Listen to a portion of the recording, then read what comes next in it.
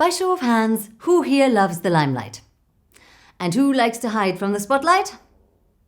Now, most people think that hiding from the spotlight means that you're not living up your full potential. That they admire those who are confident on stage, on TV, living it up, having it all. But why do my clients confide in me that despite being in the limelight a lot, they often don't quite feel like themselves? Most people think that hiding takes place in those quiet, dark corners of life. But do you know another great place to hide? The spotlight. Because having all eyes on you doesn't mean that you're being seen. And it doesn't mean that you're actually showing up fully. So today we will explore why the masks that business leaders and celebrities wear leave them feeling exhausted. And what it takes to express more fully and enjoy it. I love being in the spotlight, but that doesn't mean that I haven't been hiding. You can do both. In fact, that's what I did. I became the #1 tribute to the Queen of Pop as seen on TV. So I traveled the world singing and dancing, impersonating Madonna. Music makes the people come together, yeah. And I do that on big stages, not in small framings with cameras. Egypt, Mexico, Lebanon, Portugal, Norway, France, Honduras, Germany. I put on my cones and ta-da! We are living in a material world! And then I take them off and back to normal I went. Coaching my clients, cooking dinners. Well, actually, I became so famous as Madonna that even the ticket clerk at London Bridge Station recognized me off the telly after I was on BBC One with Graham Norton in 2008. Yes, how did I leave my house undisturbed in those turbulent times? Easily, actually, because he was the only one who recognized me. Now, playing the role of Madonna was a fantastic way not to have to really be myself, but to live it up in the spotlight without the fear of being too much. See, if they don't like me, it's not really me, it's Madonna. Madonna takes the hit. She really does pave the way to be unapologetic. Thanks, Madge. I was hiding in the role of Madonna until one day I got tired of pretending to be someone I am clearly not. And then I did something that felt really daring to me. I allowed myself to be me. I let Evelyne bring out her full stage hog superstar in the guise of Madonna. Ha! Let's see if they complain. I know people paid to see a Madonna tribute, not Evelyne in a Madonna costume, but... Now, the funny thing was that after that show, people said, "Oh my gosh, you are so like her." Who knew this wasn't an either-or situation? I can't be me because I have to be Madonna. Well, apparently I can. Where do you feel that you're stuck in a role, but actually you could fill it with your own heart and soul? You can hide behind a mask, or you can use it to liberate parts of yourself that usually lie dormant. I want to see a world in which we aren't constantly left to feel not good enough and lesser than. I want to see a world in which we can enjoy our growth rather than running away from our fears. And at this point, thanks to Brené Brown's work on shame and for making vulnerability more mainstream, it really helps. The models of exploitative growth that our economy runs on are becoming more questionable. Yes. Now, I'm going to say that our mental models also need upgrading. I want to see more role models of mentally sustainable success. I want to see more authentically expressed humans leading the way. I want to see a world in which thriving humans, and dare I say, especially women, are a part of the corporate agenda. So let's find out how to be more you when everyone is watching, because that's where it all starts. The fears that people face are varied, and here are a few. Fear of failure, fear of humiliation, fear of feeling stupid, fear of being judged. I know why I've been scared to show myself fully. It's really vulnerable. I have this big zest for life and sharing myself, yes. And I've used this energy in theatre and songwriting, comedy, one-woman shows, speaking, writing, coaching. But from early on, I experienced such contrasting responses to myself, which make it very confusing to get it right. It's been anything from, "You're going to be such a star," to, "Seriously, Evelyne, you're too much," from, "You are an angel," to, "You're a selfish anus." And I like to please. I don't like to be seen in an unfavorable way. "You must love me." Now, having to people please and be fully you at the same time is really tricky. Turns out that codependence and confidence can be a common combo, which makes them no less counterproductive. That was a lot of C words. I am so sorry. Not sorry. So sorry. Do you still like me? So here are a few ways that people hide in the spotlight. Number 1, disassociation. It's when you're not being present. To feel disassociated from the moment. I mean, that happens when we're nervous, for example. It's like you watch yourself from above. If you ever fancy an out-of-body experience, put yourself on a stage unprepared. Or you're checking out. Remember the flight attendant safety training? "Ladies and gentlemen, in case of an emergency, there are 6 emergency exits, 2 at the front, 2 at the middle, and 2 at the rear of the aircraft. Please look carefully as your nearest exit may be behind you."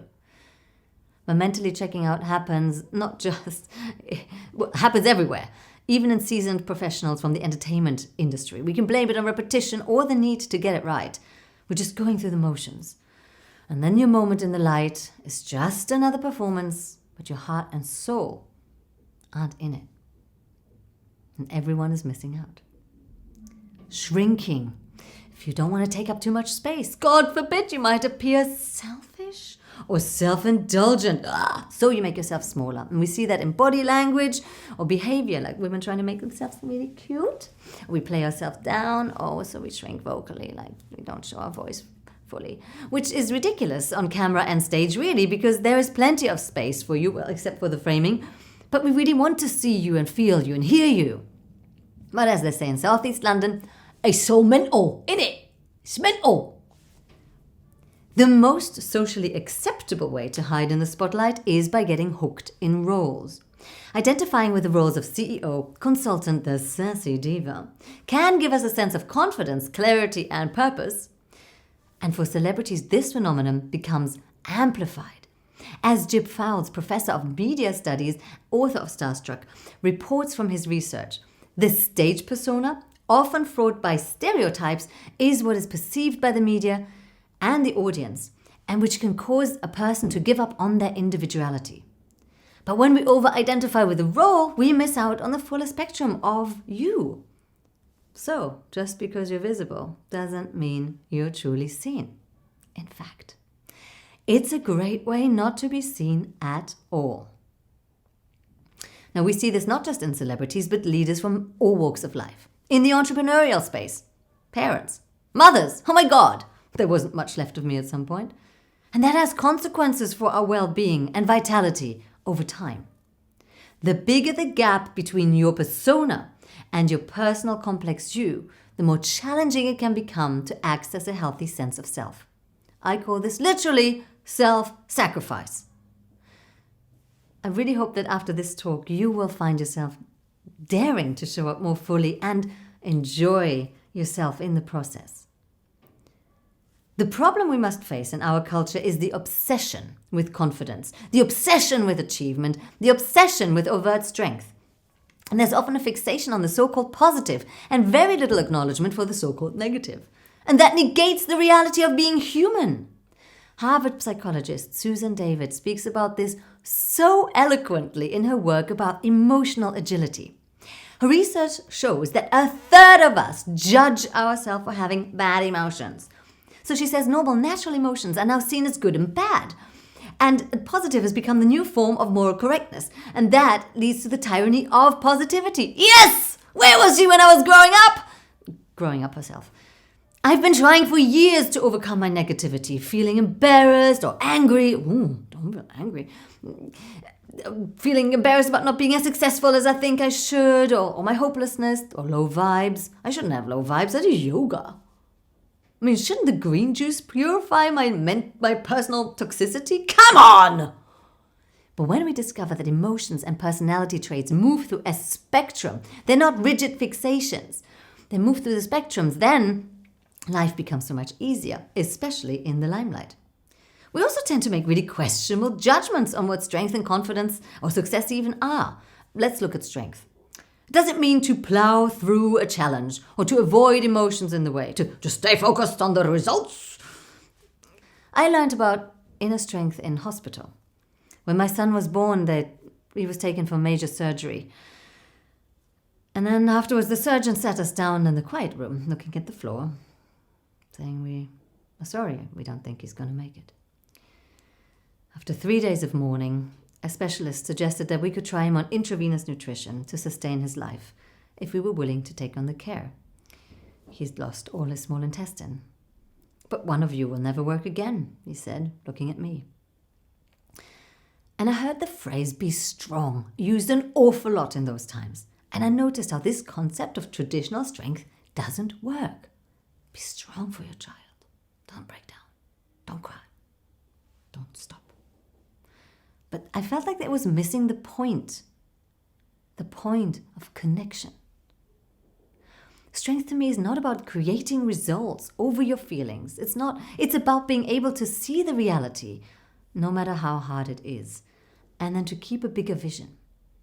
So when I was free to cry at my son's cot and say, I love you and I'm afraid to let you go, I could feel myself weirdly alive and connected. Personal drama sees the funeral, fantasy sees the applause for the first school performance. And strength is to know that and to come back to the hospital and be right there, bringing the love. And it works like that on stage and other high-pressure situations too. To become aware of what's actually going on and then be accepting of that allows you freedom. Now, the last piece I'd like to speak to today to help you be more fully you when everyone's watching is your driving force. Are you constantly asking yourself to do more, go further, harder, faster, smarter? Well, I'd like to introduce you to a more sustainable orientation because the achievement-based models are leaving us exhausted and dry most of the time. I'd like to share what kept me going when life became really tough. What helped me recover from post-divorce burnout, that happened.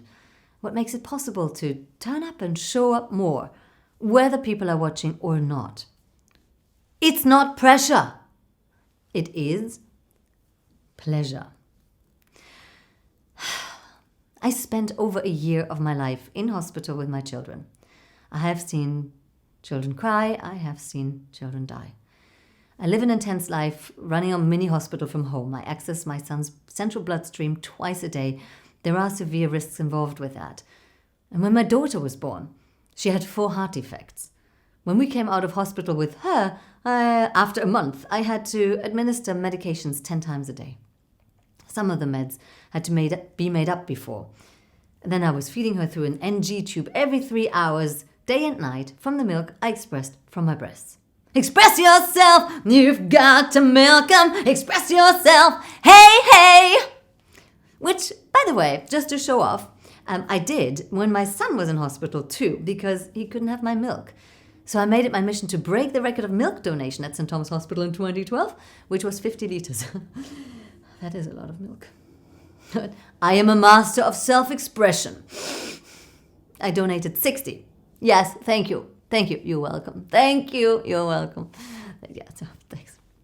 Anyways, those weren't exactly the times you'd label as happy days.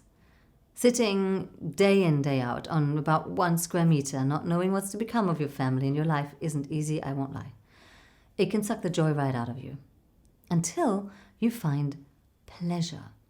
And back in those days, it meant savoring the tea with milk. When in crisis, I'll have it with sugar, thanks. Looking into my baby's eyes and receiving the beauty of that. The chats, the tears, the royal macaroons that Claire and Tom brought me when things got really tough with my relationship on top of it all. Pleasure is the laugh you share or the song that comes through your mouth. Well, out of my mouth. Back in those times, it was the theme song from La Boom. Dreams are my reality, the only way of reality. The pleasure orientation is an invitation to focus on the sensation in your body more than the antics of your moment-to-moment thinking. Sensations are neutral. There's no judgment. And we can learn from that. So whatever's going on for you or not, when it becomes just what it is and okay, and you connect to the sensations, then you can develop this emotional agility we spoke about earlier, and you will start to enjoy this extraordinary experience of being you. Imagine if you could find pleasure in the intensity of life, or in the ups and the downs and the nothing in between. Wouldn't it be lovely? I couldn't resist. I think I'm making this TEDx talk the musical, and I'm not sorry. It's human nature. Okay.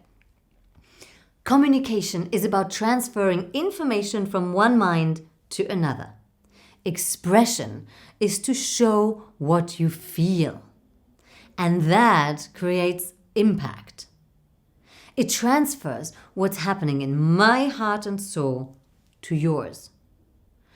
It is so quintessentially, gorgeously human. Allowing yourself to be seen is a generous act, as well as a deeply fulfilling one for you. It's daring to feel your humanity, and it feels so alive. It's daring to share it. It's daring to allow others to see you. That vulnerability is key to creating connection. That thing that we crave in our busy, complex, and often quite isolated world. Let's end the culture of chronic insecurity. Let's end this self-sacrifice to so-called success. To create a world with more leaders who model sustainable success through expression, we are invited to show up more fully, more often. And the way we do that is by developing emotional agility, accepting every feeling as valid and purposeful, allowing ourselves to unleash our inner superstar with or without a costume, optional, and seeking the pleasure in doing so. And that's how you can show up more fully as you when everyone is watching. My name is Evelyne Brink. Thank you.